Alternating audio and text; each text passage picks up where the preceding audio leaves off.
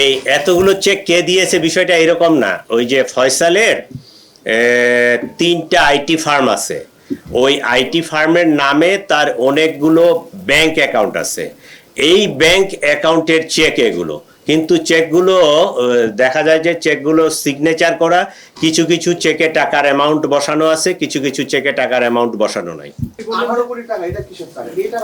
এই চেকের ফিগার, এটা এটা টাকা বলতে ক্যাশ টাকা না, এটা চেকের ফিগার। ওই যে সিগনেচার করা চেকগুলো, এই চেকগুলোতে কোনটাতে কত অ্যামাউন্ট বসানো আছে, কিছু ব্ল্যাঙ্কও আছে।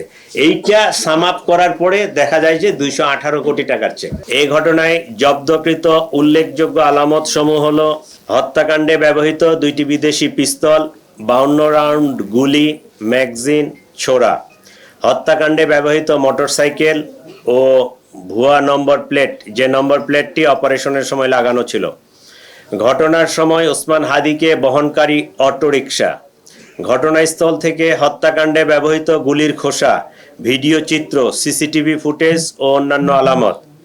প্রায় 53টি অ্যাকাউন্টের বিপরীতে 218 কোটি টাকার স্বাক্ষরিত চেক।